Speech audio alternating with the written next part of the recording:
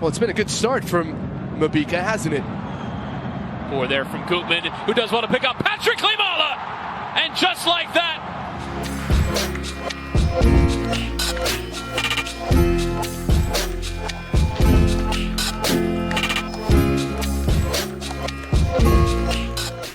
Hey, what's up everybody, and welcome back to Miami Total Football. It's been a couple of days since Inter Miami's last game, so I apologize for the tardiness on getting this out, but some things happened in my personal life that forced an unfortunate and unforeseen delay. But let's just jump right into it. Inter Miami on Saturday night suffered a fifth straight defeat, a 1-0 loss to the New York Red Bulls. Patrick Klimala with the game-winning goal in the 26th minute.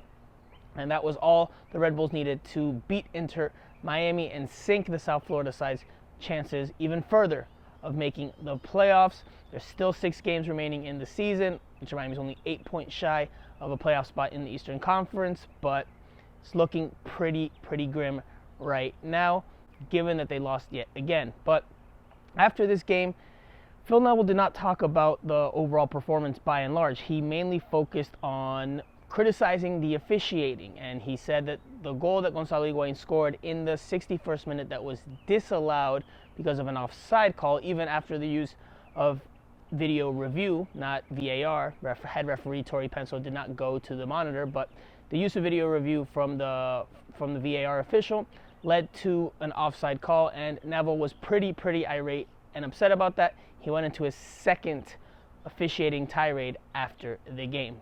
We've been cheated tonight. I don't want to sound like a broken record, but ultimately something's fundamentally wrong with how referees are treating Inter Miami. So ultimately we can't accept this anymore. There needs to be a massive investigation about some of the decisions that get given against Inter Miami Football Club. I can't accept that anymore against my team. I can't accept it. And I don't know what the MLS are going to do about it. I don't know what the head of the referees is going to do about it. But I'm sick and tired of receiving emails saying, sorry, that decision could have been made. Because we've been cheated tonight. We've been cheated out of a goal, and like we have done the last 3 games. Now look, there might be some truth and some validity to an extent of what Phil Neville's saying about Inter Miami maybe being on the short end of the stick more often than not when it comes to controversial decisions, refereeing decisions, or 50-50 refereeing decisions. But I don't think that should have been the biggest talking point from Inter Miami or from Phil Neville after this game, because the head referee or the match officials are not the reason why Inter Miami has scored a league low 25 goals in 28 games this season. They're not the reason why Inter Miami has scored just once, or they're not the only reason why Inter Miami has scored just once in the last 5 games, and they're not the only reason why Inter Miami only put 1 shot on target against the Red Bulls, and that came in the 95th minute on literally the last play of the game, deep in stoppage time. Inter Miami's attack continues to struggle. It continues to sputter, and I know it sounds like a broken record here, but that's been the story of Inter Miami's season. The team just cannot find its way in the final third, and I think at this point, yes, the players aren't playing well there and aren't making the difference, but I think a big part of it is also on Phil Neville. Yes, there's an emphasis on trying to keep things tight at the back and be defensively solid, to close up the spaces and be more competitive in games, but given the situation Inter Miami's in, they need goals to get wins, to get points, to make up the ground, and they're just not doing so. You saw in this game, at times, Inter Miami defended with as many as 8 field players, while Robbie Robinson and Gonzalo Higuain stayed high up top, and it just wasn't enough for the attack. They just couldn't get things going. They couldn't find a rhythm. They couldn't attack with numbers, and it was another just subpar showing with the ball in the attacking third. Now, Phil Neville could be taking more risks. He could maybe take a defender off the field, put in another attacker. Obviously, that leaves you maybe a bit more exposed. That takes away some of the defensive solidity, but I think that's what Inter Miami needs to do to change his formula that's clearly not working right now. This has not been working. 1 goal in the last 5 games, no wins. It's like Inter Miami knows that it's banging its head against the wall, but continues to do so anyway, because there's nothing indicating from the run of play, really, over these last 5 games that they're going to get goals with their setup as is. I don't see it. I don't know what you guys think, but I just don't see it.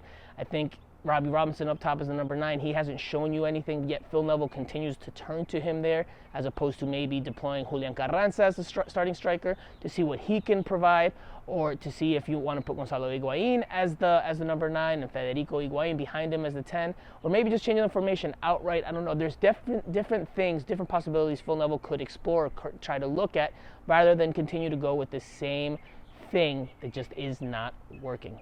You look in the first maybe 15 minutes of the game, there was 2 incredible opportunities. I thought. I think there was one for Gonzalo went down and he squared it. Gonzalo shot against the keeper and there was nobody there to score the goal. There was a chance, I think, in the last minute of the game. I think it was Indiana, where you think about the game back in Nashville. Indiana scores that back in Nashville. So real good opportunities to score away from home.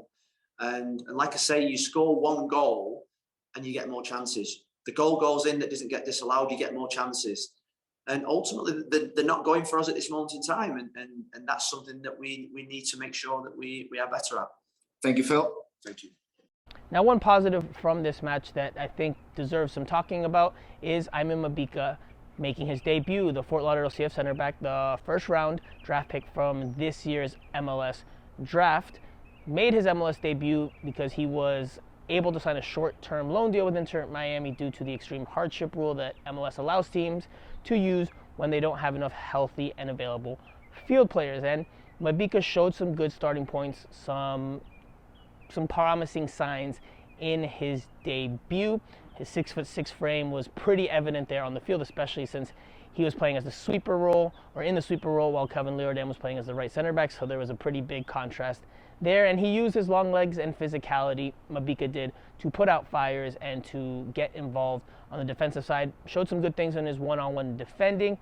Obviously did have some errors and some mistakes, which is understandable given it's his first game at the MLS level. He could have maybe cut off the pass that leads to the winner. He was in the vicinity, but just doesn't get a good read on it, and maybe isn't the best at cutting off the ball with his left foot as opposed to maybe his right foot. But it's one game, so we'll see how he does going forward. Keep an eye on him because he's definitely going to be one that's in the mix for a roster spot in the future, and that will probably get some minutes in 2022 and beyond, given the sanctions that Inter Miami is going to be faced with. I thought it was one of the best defensive performances I've seen all season. A young boy that was made to play at MLS level. Composure on the ball, defensive ability, strength, everything that you want from a footballer. Ayman Mabika showed those qualities. But that about does it for now. What did you think of Inter Miami's 1-0 loss to the New York Red Bulls? Are you disappointed that Inter Miami is not taking more risks and not trying to be a little bit more offensive-minded to try to get some goals? Or do you agree with the approach of just trying to keep things tight at the back and try to pluck one at the other end? Are you, at this point, of the belief that Inter Miami's playoff shots or playoff chances are done and dusted? Let me know in the comment section below. Also, let me know what you think Inter Miami should do in terms of trying to get the attack going a little bit more. Even if you think they should stay defensive-minded, should they start Julian Carranza and take Robbie Robinson out? Should they move Robbie Robinson out to the wing? Should they bring on Federico Higuain? Change the formation? Let me know in the comment section below. And as always, please don't forget to like, comment, share, and subscribe. We'll be back very soon to preview the next game against the Columbus Crew with the pre-game press conferences and more. So stay tuned and locked in for that. I am Franco Panizo. This is Miami Total Football, and we'll see you guys again very soon.